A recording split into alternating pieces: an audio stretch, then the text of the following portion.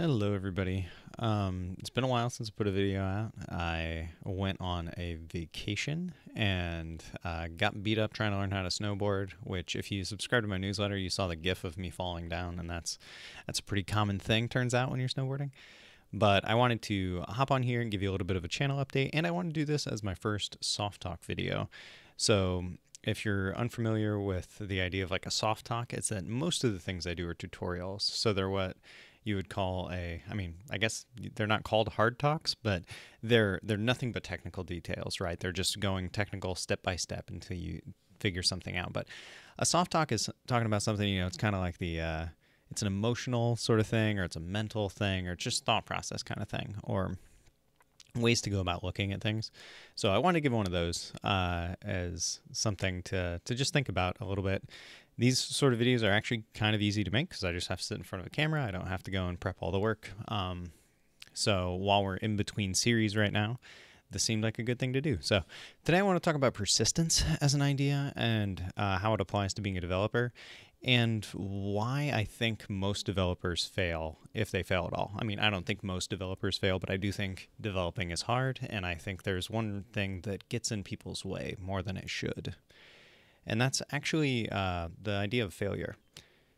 Most people don't let themselves fail, or they're really afraid to fail. They're in a situation where they feel like if somebody sees them mess up, then that's a big deal. But the truth about programming, and this is one thing that I think if anybody picks this up, it'll greatly impact their ability to be a developer, is that messing up's kind of a great thing in developer land, because what that gives you is the opportunity to grow.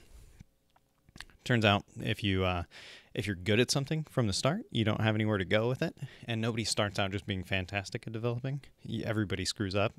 So I want to relate this to something else, which for me is snowboarding. Actually, this was my first time going about learning how to go down the slopes at all over the last couple weeks in Colorado.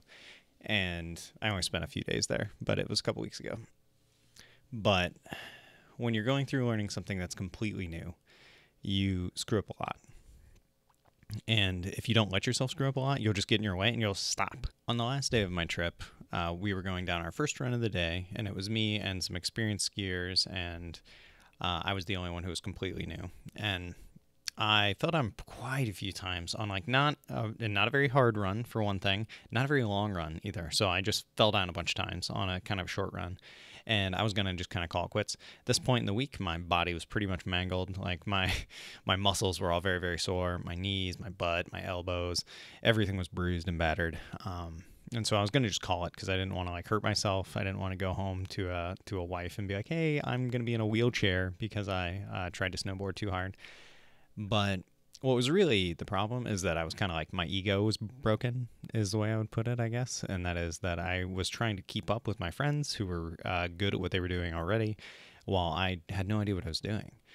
And I almost threw in the towel because of this. And this is programming, right? This is exactly what happens when people program. They go and they pick it up, and they, don't know how to structure a function or something like that. And then that is hard to them right there. And sometimes they quit. Sometimes they persist on and figure it out. But a lot of times they don't ask for help, or they don't go look for resources on these things. But the first step there is admitting the fact that you don't know what you're doing. So going back to the snowboarding situation, I, this entire time, had been trying to keep up with my friends who knew what they were doing. But that was never going to work out for me because I just simply wasn't there. So I kind of sat down and I collected my thoughts and ended up just going back up the mountain by myself and decided I was going to spend the rest of the day just practicing. I love practice. I'm kind of a weird nerd like that. I love learning new things and going through the hard parts of learning new things.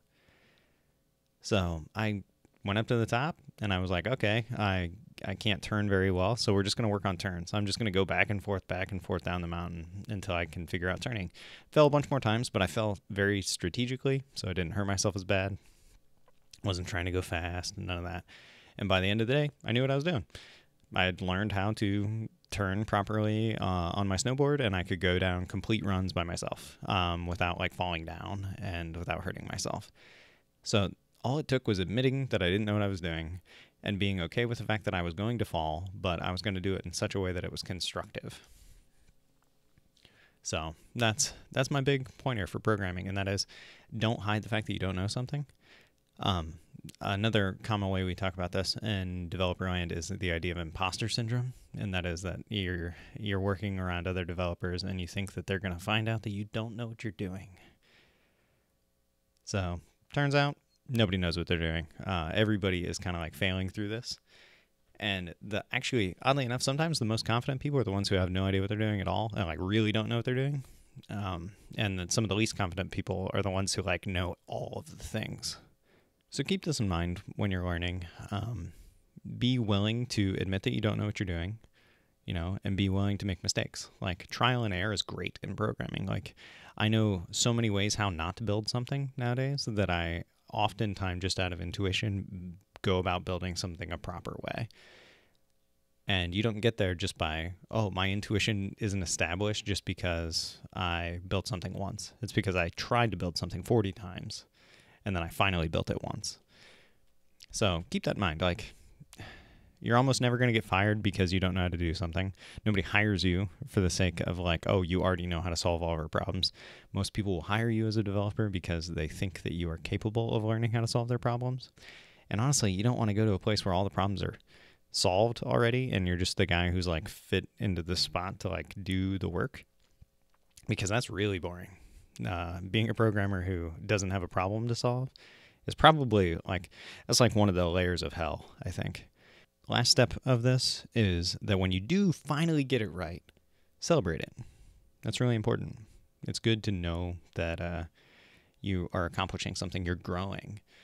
There are a lot of different resources I can talk about for this kind of thing, but just think about it this way. Like, failing is okay. You're going to fail. You're going to eventually get it right. Once you get it right, celebrate it and move on to the next thing. Yeah, that's it. So let me know what you think about the idea of a soft talk, or me just kind of talking about the behind the scenes of developing as a thing. Or if you don't like this, then I'll stop. I won't ever do one of these again. But if you do, let me know. That'd be cool. I do want to mention a couple other things that I don't think I've ever talked about on any of those videos. One, I started a podcast that talks about the behind the scenes of CoderJourney, so what it's like for me to run this.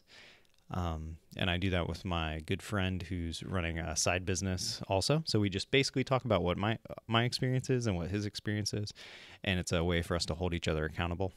Lastly, I mentioned this at the top of the video, but we're in between series right now, so there is a survey out there to figure out what the next thing is that we're going to be working on. So I will have links in the video and in the description. So when those pop up, just click those and go fill out the survey so that I know what you want me to teach you. We should be back to going over tutorial videos next week, but in the meantime, I hope you have a great week.